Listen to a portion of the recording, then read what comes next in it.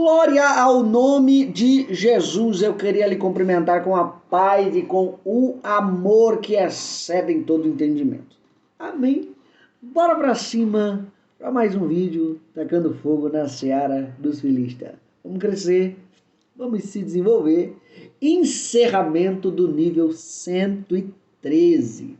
Para honra e glória de Deus aí, estamos conseguindo aí aplicar mais um nível nesse dia. Se Deus nos permitir, nos ajudar e nos der graça, estaremos expondo aqui um nível por dia. Um louvor, uma frase, uma palavra. É muito trabalho? É, mas acredito que o nome de Jesus está sendo muito glorificado através desses vídeos. Não é à toa que tem aí alguns alunos acompanhando já e crescendo. E esses níveis servem de auxílio para muitos deles. E eu também sou aluno do próprio discipulado que eu dou aí. Então, esse aluno aqui não pode parar de crescer, como os outros que estão vindo aí atrás também não podem parar. Bora pra cima da fogo! Já pega a sua Bíblia. Estamos aí na nossa série Josué, né? Falando de Josué, capítulo 1. Eu peço para que você abra Josué, capítulo 1, versículo de número 2. Só o versículo de número 2 nós vamos utilizar hoje para embasar a mensagem do nosso dia. Amém? Eu vou estar apresentando este livro aqui, ó. Você que gosta desse líder espiritual, Edir Macedo, tá? Eu vou estar apresentando este livro, que é uma trilogia da biografia dele. Esse é o volume 1. O tema do livro é Nada a Perder. Momentos de convicção que mudaram a minha vida. Vamos lá. Segredos guardados por décadas. Momentos de decisão e descobertas espirituais contadas, com riquezas de detalhes. Pelas próprias palavras de um dos principais líderes evangélicos do mundo. No primeiro volume de sua trilogia de memórias, o bispo Edir Macedo nos surpreende com revelações profundas. Como um brasileiro comum decide pregar sua fé nas ruas e praças públicas e 35 anos depois, lidera uma igreja atuante em mais de 200 países, com milhões de fiéis nos lugares mais remotos do planeta. Como tudo isso começou? Como ele se tornou proprietário da segunda maior emissora de televisão do Brasil? Quais os dilemas e os desafios interiores enfrentados no início dessa jornada? Qual a origem dessa crença capaz de superar limites? Uma comovente volta ao passado com lições para o presente e o futuro. Experiências tocantes com aprendizados para a vida. Irmão Cleberson, eu quero comprar R$40. Você dá com todo prazer. Arrume mais 12 inscritos para o nosso canal e é seu de graça na faixa. Lembrando, pessoas que desejam crescer, tá? Não é pessoa que às vezes se inscreve, acompanha um vídeo, depois para. Não, pessoas que realmente desejam crescer. Como eu estou fazendo aqui, eu estou produzindo conteúdo aí, capítulo por capítulo, expondo versículo por versículo, colocando novos louvores da harpa, louvores que nunca foram cantados em alguma igreja, nas igrejas, e frases de reflexão que ajudam demais também a ampliar seu pensamento, seu ponto de vista, seu modo de viver, tá bom? Então, eu digo assim com muita sinceridade, arrume pessoas que realmente se comprometam a crescer, estão comprometidas não comigo, mas em primeiro lugar com elas mesmas, a crescerem, a se desenvolverem, tá bom? E para você que deseja nos convidar para ir em sua igreja, no mínimo passagem de ida e volta. Beleza? Pura? Bora pra cima. Produção. Rod. Нет, produção.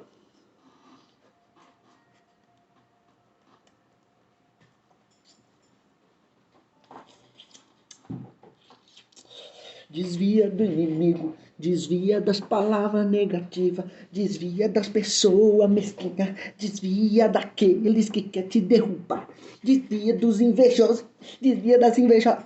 Desvia. Você é campeão, você é vencedor. Descubra o seu propósito e flua na presença do Senhor. Até rimou. A vinheta mais poderosa do mundo. Bora pra cima para o conteúdo de hoje. Josué, capítulo 1, versículo de número 2. Bora lá. Assim está escrito: Moisés, meu servo, é morto. Levanta-te, pois, agora, passa este Jordão, tu e todo este povo, a terra que eu dou aos filhos de Israel. Bora para cima. Esse é o versículo que iremos nos embasar hoje. Vamos lá. A mensagem bíblica anterior é baseada na generosidade de Deus, que nós tratamos, alguns benefícios da generosidade. Por que Deus é tão generoso? O que está por trás dessa prática? E eu listei aqui 12 benefícios, 12 benefícios que estão por trás da generosidade. Primeiro, a generosidade te dá saúde espiritual. Segundo, a generosidade faz você ficar vivo na memória das pessoas. Terceiro, a generosidade é mandamento de Jesus. Quarto, a generosidade gera luz de Deus em você. Quinto, a generosidade limpa a mente. Tá com a mente sujinha? Pratique a generosidade diariamente. Sexto, a generosidade limpa a alma. Sétimo, a generosidade te ajuda a ver a vida das pessoas pelo ser e não pelo ter. 8. A generosidade traz equilíbrio financeiro e social. 9. A generosidade deixa você famoso. 10. A generosidade reflete amor. 11. Assim como o amor ao dinheiro, ou seja, a avareza, é a raiz de toda espécie de males, a generosidade pode ser a raiz de toda espécie de bondade. 12. A generosidade é a chave para ter a sabedoria de Cristo. E eu acabei me lembrando aqui de uma coisa que eu fiquei de dar para você uma dica, sobre como ser generoso todos os dias. E eu acho que eu não falei no vídeo anterior. Para que você seja generoso todos os dias, eu não quero que você seja generoso de uma forma tola, de uma forma maluca, de uma forma doida, tá? Para que você seja generoso todos os dias, generosa todos os dias, é para você encontrar o seu equilíbrio financeiro. E dentro desse equilíbrio financeiro, quanto você pode dar diariamente para um semelhante. E quando eu digo quanto, às vezes você pensa que é um preço exorbitante, R$50 no dia. Não estou falando disso. Se essas fossem suas condições, você ganha 10 mil, 15 mil por mês e você puder doar isso aí, glória ao nome de Jesus. Você está fazendo uma boa generosidade aí no seu dia. Só que esse não é o equilíbrio financeiro da maioria das pessoas, A maioria das pessoas ganha R$1.300, R$1.500, R$2.000, R$2.500, até R$3.000, tá bom? Então, para essas, eu falo para você, Às vezes você não tem condições de dar R$ 50 no dia, mas às vezes você tem condições de dar R$ 5 no dia para alguém que esteja precisando. Ó, irmão Clebson, só que dentro das minhas contas aqui, eu não ganho mal não. Eu ganho aí R$ 2.500, 3.000, só que dentro das minhas contas aqui eu não consigo dar R$ 5 no dia. Você consegue dar 2? Se você consegue dar R$ 2 no dia, busque fazer isso, tá bom? Busque, sei lá, comprar alguma coisa, deixar o dinheiro trocado e sempre dê esses R$ 2 para alguém. E se você não encontrar ninguém, vai uma outra dica, pode jogar no chão.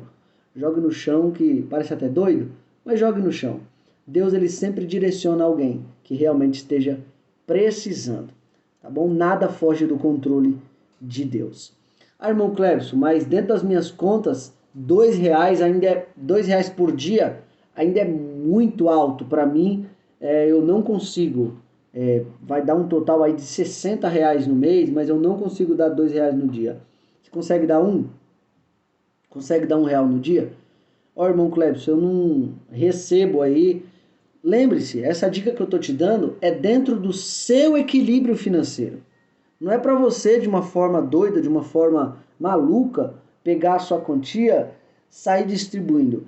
Generosidade, ela é uma prática que, se você praticar, você vai ganhar todos esses benefícios aqui que eu citei. Tem mais, mas eu só citei 12. Você vai ganhar todos esses benefícios aqui que eu citei, como se fosse um exercício físico. Quando você faz um exercício físico, o que você ganha?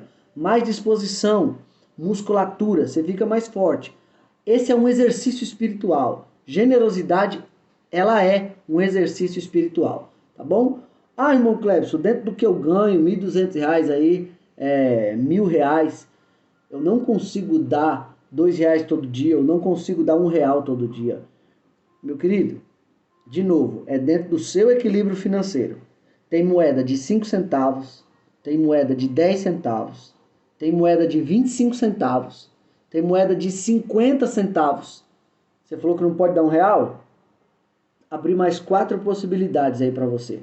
Ah, irmão Clebson, mas dá uma moeda de 5 centavos para alguém, a pessoa não vai aceitar. Já dei a dica. Joga no chão. Às vezes você dando assim de punho para alguém, não aceita. Mas talvez você seja uma pessoa que, se você encontra 5 centavos no chão, 10 centavos no chão, você pega e guarda para usar mais tarde. Então essa é a dica que eu te dou, tá bom? Então pratique a generosidade diariamente e você vai ver que a sua vida espiritual, sua vida mental, sua vida emocional, a sua vida como ser humano, ela vai pular para outro patamar de espiritualidade. Você vai se tornar uma pessoa diferente, diferenciada na presença de Deus e na presença dos seres humanos. Amém? Então pratique a generosidade. Tá aí, a dica que eu tinha esquecido de dar no vídeo anterior, dei agora. Então não tem desculpa para não praticar a generosidade. Pratique, tá bom? E deixe o Espírito te direcionar. Vamos lá para a nossa mensagem do dia de hoje. Versículo 2 tem a expressão aqui, ó. Levanta-te, pois, agora, passa este Jordão, tu e todo este povo, a terra que eu dou aos filhos de Israel. Olha a ordem de Deus aqui. Desculpa, porque às vezes está vindo uns arrotos aqui, eu estou segurando, mas peço desculpa, viu? Em nome de Jesus, não é porque eu quero não, viu? Acabei de comer e acabei de beber água, aí dá esses negocinhos, você sabe disso. Mas vamos lá. Olha a expressão, Deus ordena a Josué para que ele e todo o povo atravessasse o Rio Jordão, né? Passa este Jordão. Querendo ou não, para passar todo mundo, esse povo ele tinha que estar unido. Já pensou Deus dar essa ordem para Josué? E dentro da ordem que Deus deu para Josué, Josué dá ordem para os líderes das tribos, Os líderes das tribos dá ordem para os pais de famílias, líderes das famílias, e 3, 4 tribos ali não praticasse essa ordem para atravessar esse rio Jordão junto, eles iam demonstrar que não estavam unidos. Então, para atravessar o rio Jordão, eles tinham que estar em união, tinham que estar unidos, porque a ordem é de Deus, e quando Deus manda, tem que obedecer, porque a ordem é de Deus. Se Deus manda para um, é para um, mas se Deus manda para um povo, o povo, de uma forma unida, tem que obedecer. E talvez essa palavra, união, ela acabou ficando na utopia de algumas igrejas. Só fica na mente. Às vezes só é pregado no púlpito. Mas na prática, você percebe, se você for de alguma igreja, você vai perceber do que eu estou falando.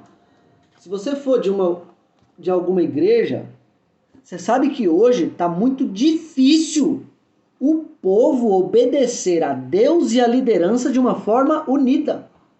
Tanto é que hoje em dia, agora que você vai até dar risada, tanto é que hoje em dia parece que para alguém ir para o culto, parece que para alguém frequentar os cultos da própria igreja, sabe o que tem que fazer hoje? Que eles perceberam? Tem que colocar na liderança de algum trabalho. Por quê? Na liderança de algum trabalho, essa pessoa tem uma responsabilidade. Se tem uma responsabilidade, ela vai ter que vir no culto. Olha só onde chegamos para que o povo tenha um pouquinho da noção do que é trabalhar unido.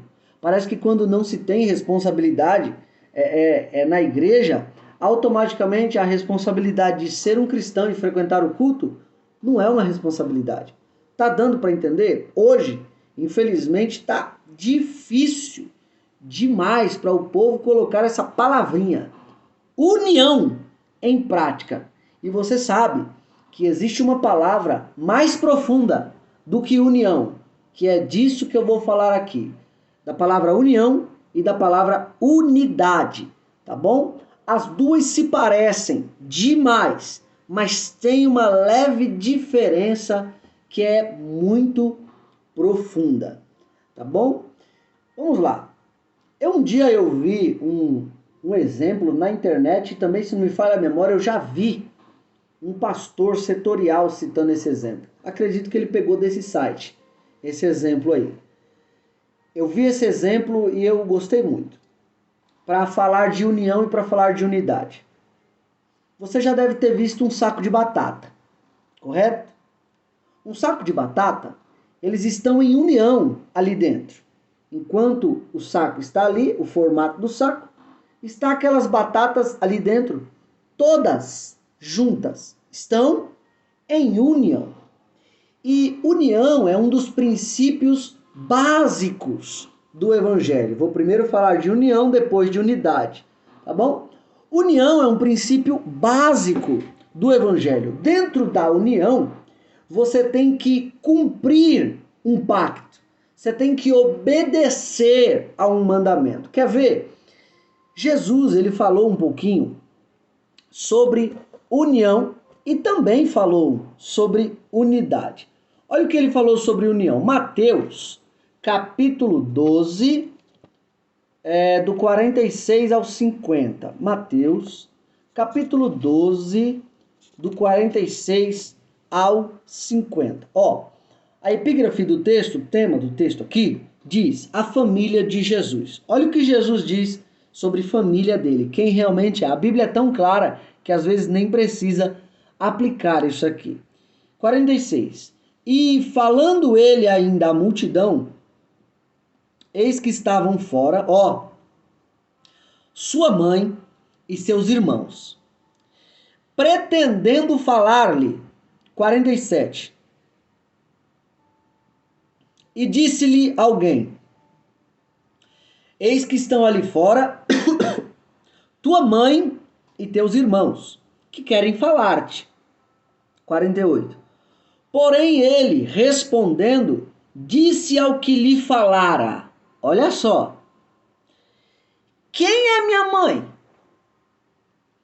E quem são meus irmãos? 49. E estendendo a sua mão para quem? Para os seus discípulos, disse, eis aqui minha mãe e meus irmãos. E aqui ele vai dizer, no 50, ele bate o martelo, dizendo quem realmente é família dele e quem realmente é família de Deus. 50. Porque qualquer que fizer a vontade de meu Pai, que está nos céus, este é meu irmão, irmã e mãe. O que Jesus faz aqui não é reduzir a sua família, como a Maria e seus irmãos. Não, o que Jesus faz aqui é, como filho de Deus, ampliar a família de Deus, independente de corrente sanguínea. A Maria fazia parte da corrente sanguínea de Jesus. Seus irmãos tinham um pouquinho da corrente sanguínea dele também, eram meio-irmãos. Só que Jesus, ele amplia a família de Deus. Ele diz assim, olha, para ser da minha família, eu vou dizer uma coisa para vocês. Basta fazer a vontade do Pai. Vocês já são meus irmãos.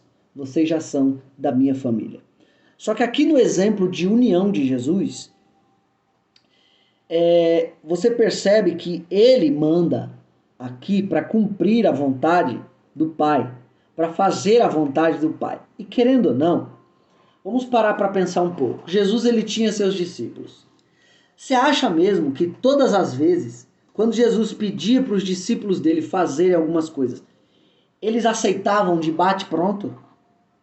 Eles não pensavam se alguma coisa ia dar errado, se ia dar certo, ou se ia acontecer alguma coisa. Você acha mesmo que tudo que Jesus pedia, eles aceitavam assim, de bate-pronto? Não, a gente sabe que não. Hoje você é crente, eu sou crente. Tem coisa na Bíblia que a gente vê, tem hora que a gente cria uma certa resistência, mas tem que fazer, porque é Jesus que está mandando. E você acha que na época de Jesus, quando esses discípulos serviam a Jesus, você acha mesmo que eles não criavam certa resistência com alguma coisa?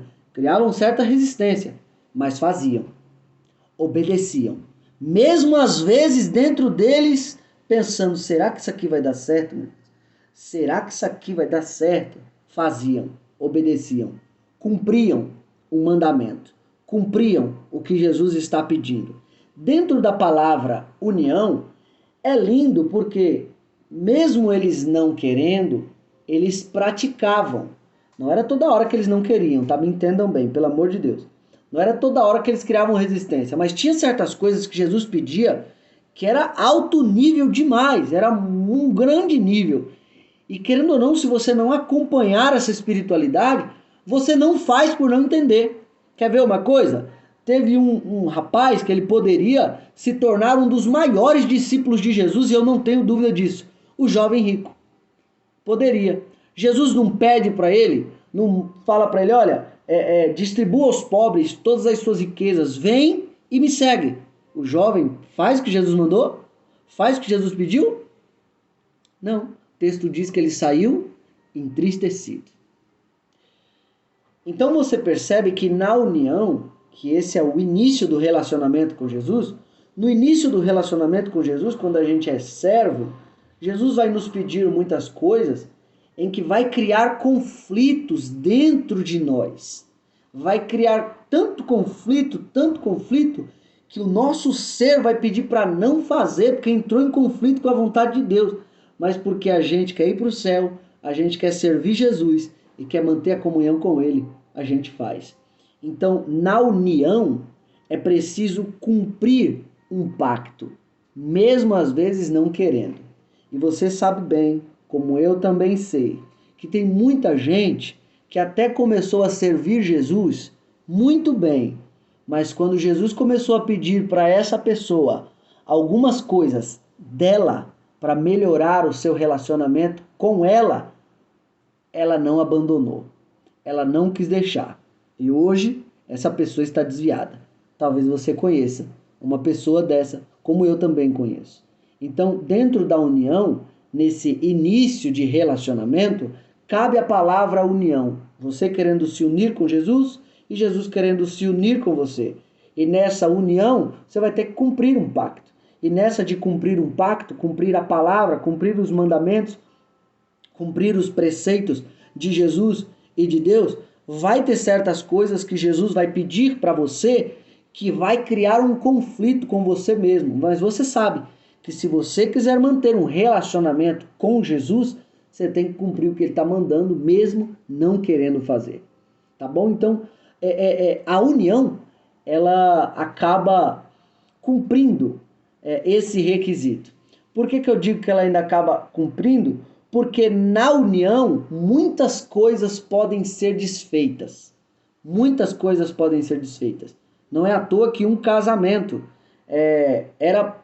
A vontade de Deus é que o casamento seja unidade. Mas muitos casamentos hoje praticam a união. E aonde se quebra um casamento? É quando tem um conflito de interesses. É quando o conflito do homem, quando as palavras, as ideias do homem entram em conflito com os pensamentos e sentimentos da mulher. E quando a palavra da mulher entra em conflito com os pensamentos e sentimentos do homem. Essa união, o que faz? Se quebra. Se quebra. E aqui eu quero dar até uma palavra de Deus para a sua vida. Não é vontade de Deus que você se una com o seu esposo, mas é vontade de Deus que você permaneça em unidade com o seu esposo. Porque em união, lembra do saco de batata? Eles estão juntos, enquanto o saco de batata não rasga. Mas a partir do momento em que aquele saco de batata se rasgar um pouquinho, qualquer batata pode pular fora. Fazendo assim com que a união dessas batatas se desfaça. Diferente da unidade. E aqui é o conceito mais profundo que eu achei para falar para você sobre união e unidade. Na união, o saco de batata, cada batata ainda permanece sendo ela mesma. Aquela batata não é outra batata, tá bom? É só para você entender. Cada batata permanece sendo ela mesma. Isso é união. Então, a partir do momento que o saco se rasga, ou algumas delas se separam, cada uma foi para o seu canto, elas continuam sendo batata. Diferente, quando você pega essas batatas e você faz um purê de batata. Aqui você começa a entender a diferença de união para unidade. Na união pode se separar. No saco de batata, qualquer batata pode pular fora. Agora me diz uma coisa. Como que você vai fazer para separar qualquer batata desse saco de batata quando todas elas viram purê? Como que você vai saber ali quem é quem? Para separar, ó, esse pedacinho de purê aqui é essa batata. Esse outro pedacinho de purê aqui, não tem como. Virou purê, virou unidade. Todas elas se misturaram para gerar um grande corpo de purê de batata.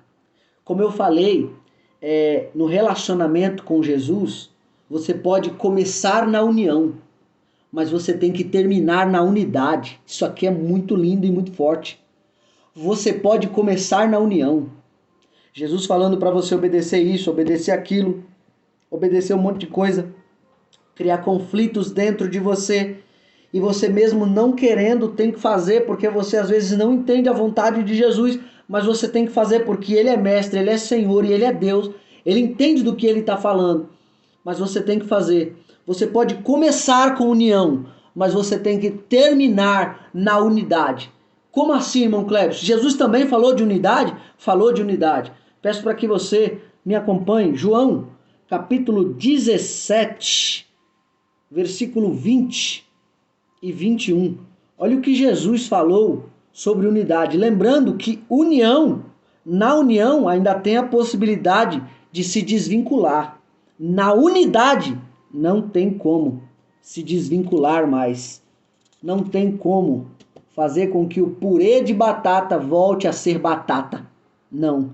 Na batata ainda tem condições de fazer um purê dela. Mas quando essa batata vira purê, não tem como mais voltar a ser batata. Essa é a diferença de união para a unidade. E olha o que Jesus falou sobre unidade. Capítulo 17, versículo 20 e 21. Olha o que ele disse.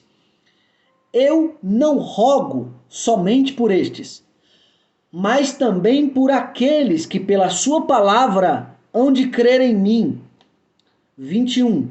Para que todos sejam um, como tu, ó Pai, o és em mim e eu em ti, que também eles sejam um em nós, para que o mundo creia que tu me enviaste. Te faço uma pergunta: tem como Jesus se separar de Deus Pai? Tem como Deus Pai se separar de Jesus? Não. Eu vou até usar uma expressão aqui para que você entenda. Deus Pai, Deus Filho e Deus Espírito viraram, se tornaram, na verdade sempre foram, esse purê de batata que é inseparável. Eles são inseparáveis. E sabe qual é a vontade de Jesus, segundo o texto? A vontade de Jesus, segundo o texto, é que, assim como ele e o Pai são esse purê, você também seja com eles. Oh glória! Você também seja com eles. Eu sei que estar unido hoje na igreja está sendo uma coisa muito difícil. Eu sei que pior ainda, estar em unidade hoje na igreja, virar purê, é uma coisa muito difícil de se achar. Mas eu quero liberar uma palavra para você. Ainda tem união na igreja. Ainda tem unidade na igreja. Ainda tem pessoas compromissadas com o evangelho. E é por isso que o evangelho não cai. Não é por causa de pessoas, é por causa de Jesus que sempre está atuando. É por causa do Espírito que sempre está atuando. É por causa de Deus Pai que sempre está atuando. Mas isso aqui são palavras de Jesus.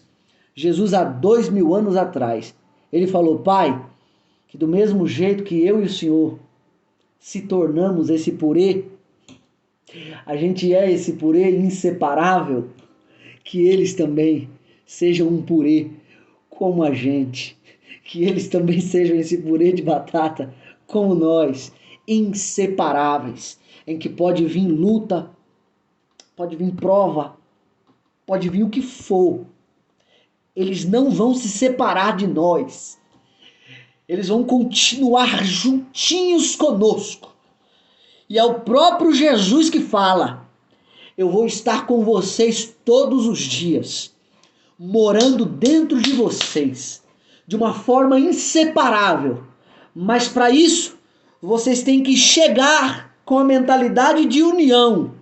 Mas no meio do caminho tem que virar unidade. Algumas coisas que eu falo para vocês pode até criar um conflito dentro de vocês. Mas vocês têm que largar, renunciar. Sabe qual é a maior diferença entre união e unidade? É que na união você ainda permanece um pouquinho com a sua vontade. Você está fazendo a vontade de Jesus, mas a sua vontade está aqui, ó. Não querendo fazer, mas você tem que fazer porque é o seu mestre, é o seu salvador. Só que sabe qual é uma coisa linda no purê de batata? É que ninguém tem mais vontade. Ninguém ali está cumprindo alguma coisa por vontade própria. No purê de batata, todas as batatas abriram mão de ser batata para virar purê. Irmão Cleves, o que você está querendo dizer com isso? Mais uma vez eu te digo que a vontade de Deus, ela não pode ser feita com os seus pensamentos, com os seus sentimentos, com as suas ações. Se você realmente é um servo de Jesus, você tem que abrir mão de ser batata. Estou usando essa linguagem figurada para que você entenda de uma forma bem humorada essa graça que eu estou sentindo, esse amor que eu estou sentindo. Se você é um servo de Jesus, você tem que abrir mão de ser batata. E tem que virar um purê de batata. Não é a sua vontade que tem que reinar. É a vontade dele. E aí quando você abre mão de ser batata, de ser você, para ser um servo de Jesus, para resplandecer Jesus, para mostrar para o mundo quem é o nosso mestre, quais são as palavras do nosso mestre, os pensamentos do nosso mestre. Quando você abre mão de ser você, você vira esse purê. E quando você vira esse purê, sabe o que acontece com você? O mesmo que acontece com Deus Pai, com Deus Filho, com Deus Espírito. Acontece com você. Você se torna esse purê junto com eles. Por isso que Jesus, ele bate tanto na tecla para que você abra mão das suas vontades. Para que você abra mão de ser batata.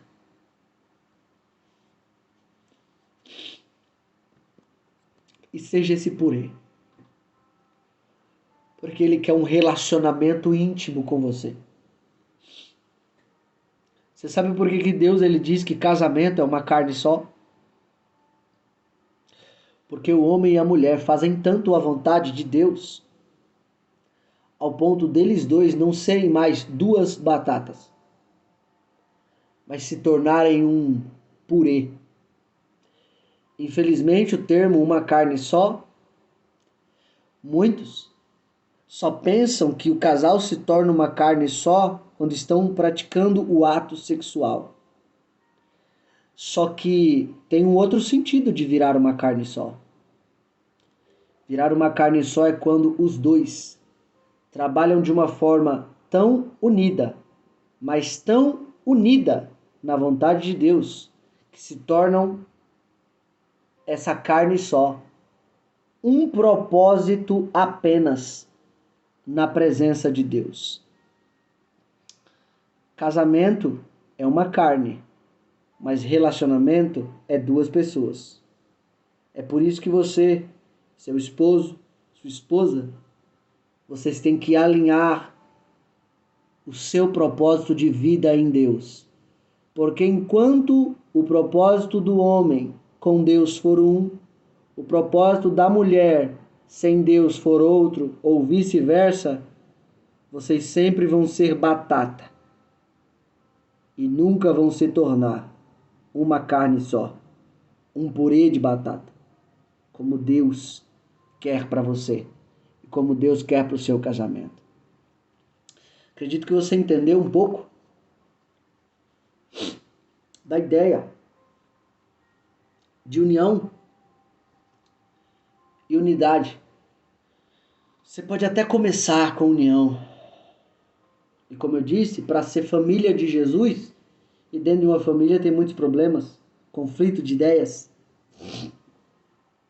Você pode até começar com união, cumprir um pacto, mas que você termine como unidade, onde você abre mão de ser uma batata para virar um purê.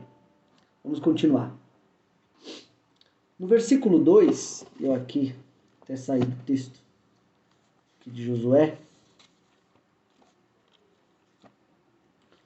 No versículo 2 aqui,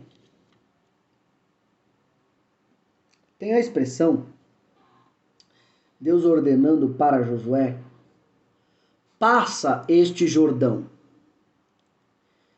Essa palavra passa, querendo ou não, ela é um sinônimo de atravessa ou atravessar. Eu não sei se você já pesquisou, mas se você não pesquisou, eu peço para que você pesquise. A palavra atravessar no hebraico, sabe o que ela significa? Cruz.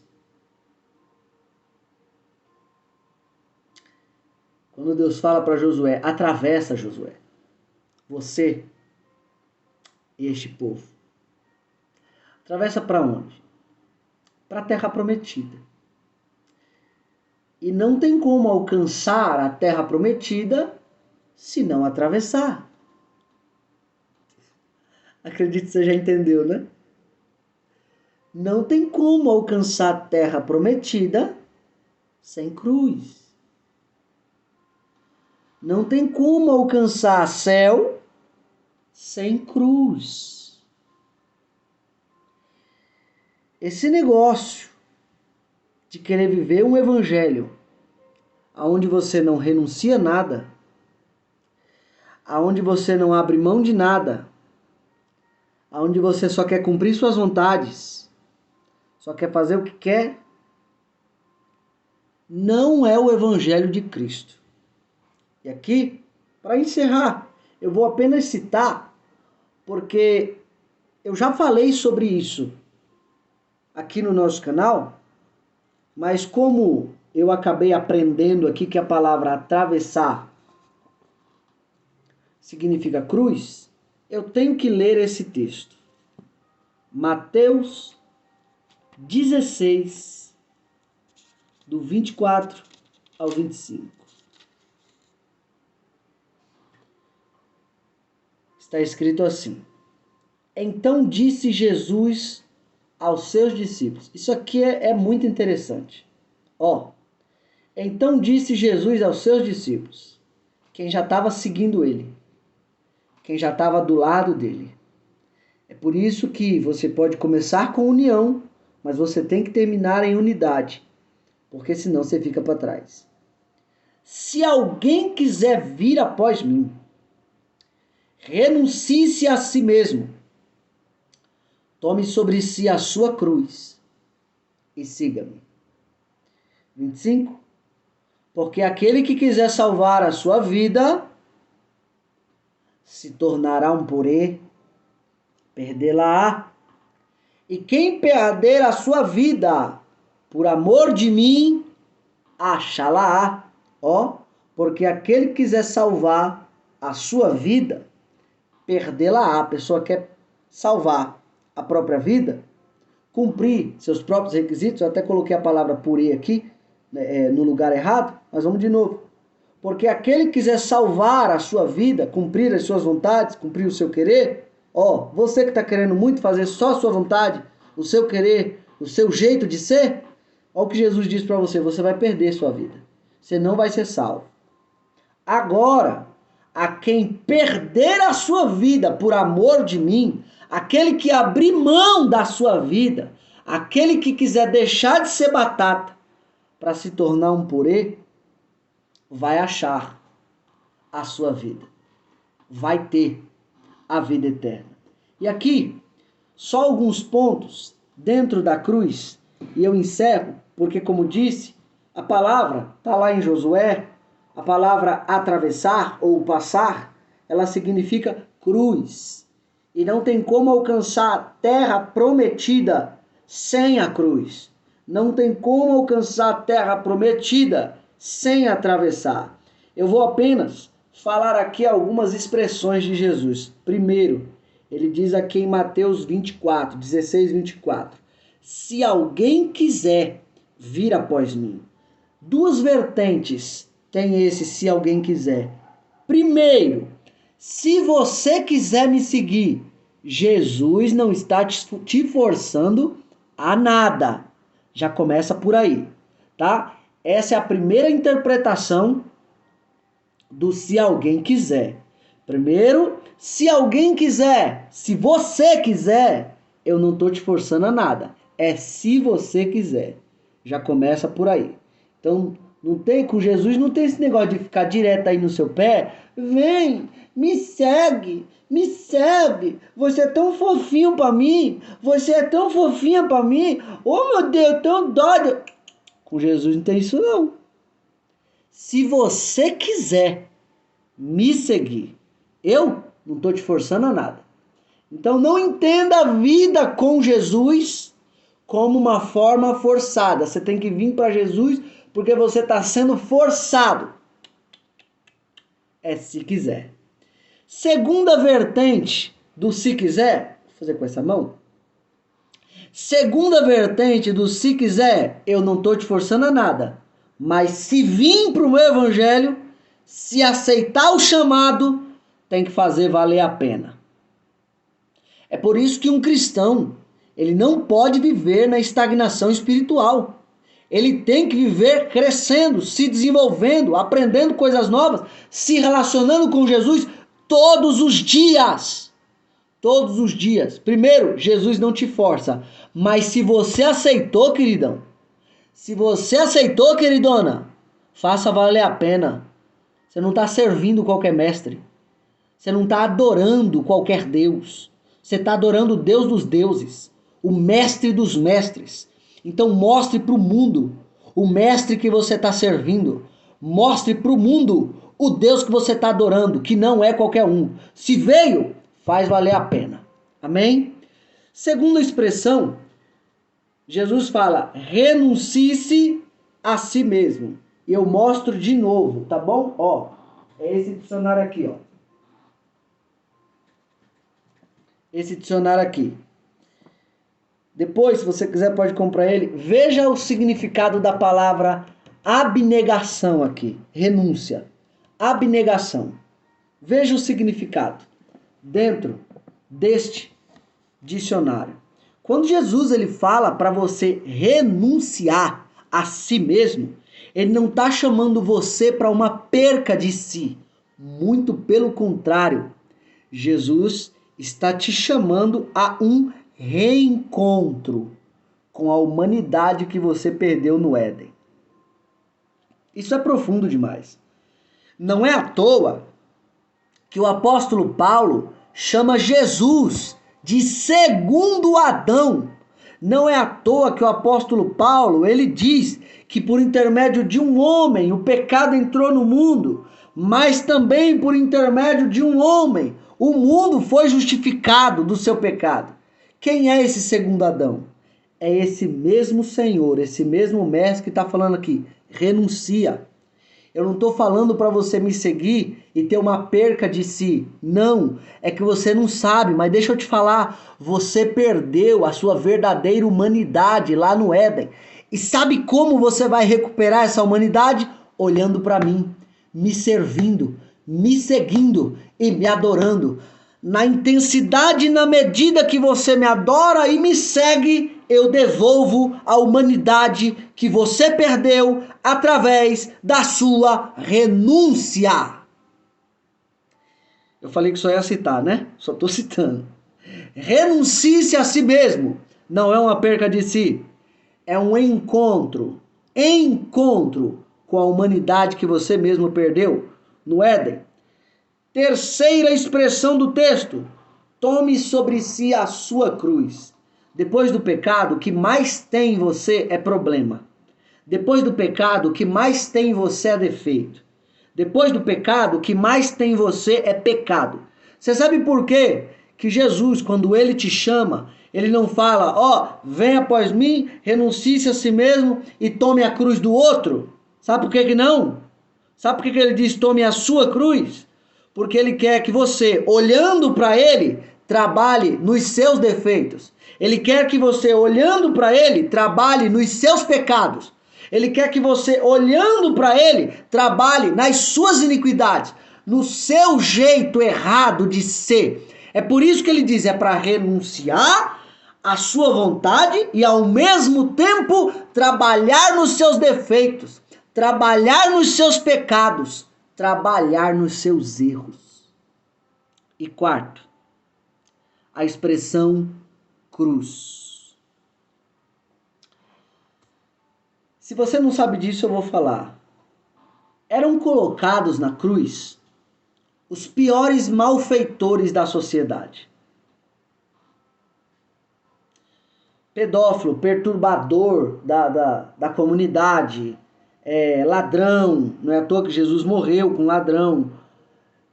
Eram colocados os piores malfeitores eram colocados na cruz. Você se lembra onde Jesus morreu? Na cruz, né? Só que eu vou falar algo um pouquinho mais profundo para você. Jesus, ele se fez o pior ser humano tomando o seu lugar, tá bom? Isso aqui você já deve ter ouvido de algum pregador, de algum ensinador, e é uma verdade. Jesus tomou o meu e o seu lugar.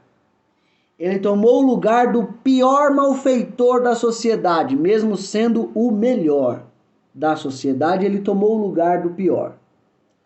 Só que grava bem isso aqui que eu vou falar, grave bem na sua mente.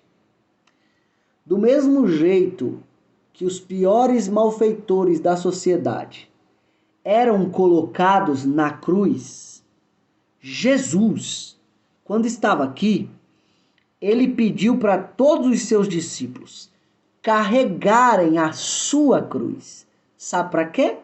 É lógico que é uma forma figurada, falando-se dos seus problemas, falando-se dos seus defeitos. Mas ele pediu para todos os seus discípulos tomarem sobre si a sua própria cruz. Por favor, entenda esse raciocínio aqui. Se os piores malfeitores da sociedade eram colocados na cruz e Jesus pediu para você carregar a sua cruz, é porque ele também quer que você pegue o pior que há em você e pregue na cruz. Só assim você vai estar seguindo Jesus.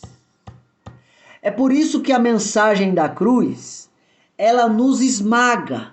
É por isso que a mensagem da cruz, ela nos envergonha. É por isso que a mensagem da cruz não tem super-homem, não tem Mulher Maravilha, não tem Homem de Ferro, não tem Supergirl. Não! Na mensagem da cruz, todo ser humano ele é reduzido a nada. Por quê? Porque quando Jesus pede para você carregar a sua cruz, é ele olhando nos seus olhos e dizendo assim: eu sei todos os seus defeitos, eu sei todos os seus erros, mas mesmo assim eu não desisto de você. Eu posso expor agora, dentro do reino espiritual ou para qualquer outro ser humano, o seu maior erro, o seu maior defeito, mas eu não quero fazer isso. Eu quero que você tome a sua própria cruz, pegue o pior que há em você, pregue nessa cruz, porque só assim você vai estar me seguindo. Eu quero encontrar qual é o ser humano que, quando você expõe o erro dele, o defeito dele, o maior pecado dele, ele ainda tenha coragem de olhar nos olhos do seu acusador. Ele ainda tenha coragem de, com o peito estufado, olhar nos olhos do seu acusador. Eu não estou falando diabo, mas imagina Jesus olhando nos seus olhos agora e te acusando de todos os seus erros, sabendo de todos eles, e morrendo por você na cruz e vendo que você ainda permanece ingrato ao serviço dele, ele olhando nos seus olhos e te acusando de todos os seus erros. Você ficaria ainda de peito estufado? É claro que não. Você ficaria ainda com um olhar altivo? É claro que não. É por isso que a mensagem da cruz, ela esmaga todo ser humano. É por isso que a mensagem da cruz, ela reduz todo ser humano a pó. Eu repito, não tem super-homem na cruz. Não tem super-homem, Mulher Maravilha diante da cruz. Porque quando você olha para a cruz, automaticamente você vê a sua fraqueza, o seu fracasso. É para você estar ali. Era para você estar lá, mas alguém tomou o seu lugar, porque nem pagar o preço dos próprios pecados você tem força, nem pagar o preço dos seus próprios pecados você tem condições. Teve que alguém vir e morrer no seu lugar. É por isso que a cruz me envergonha, é por isso que a cruz te envergonha, mas tem um outro sentido da cruz. Ela não só nos envergonha, mas quando você olha para a cruz, você realmente vê alguém que não desistiu de você. Quando você olha para a cruz, você vê alguém que foi até o fim por você. É por isso que o apóstolo Paulo, quando ele vai falar à igreja, aos coríntios, quando vocês se reunirem para beber o cálice, para comer o pão. É símbolo do sangue dele, é símbolo do corpo dele. Não é para vocês trazerem à memória o Lázaro que ele ressuscitou, não é para vocês trazerem à memória a mulher do fluxo de sangue que ele curou, não. É para vocês trazerem à memória o que ele sofreu por vocês.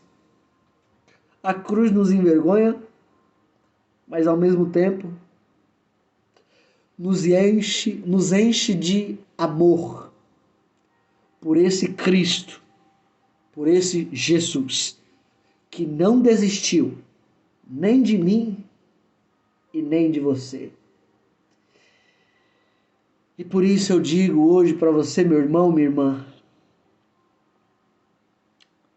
renuncie-se a si mesmo, tome sobre si a sua cruz e siga Jesus. Amém? Bora para cima. Seja forte. Reserve um tempo com Deus no seu dia. E Deus, sorriso de crente, e Deus abençoe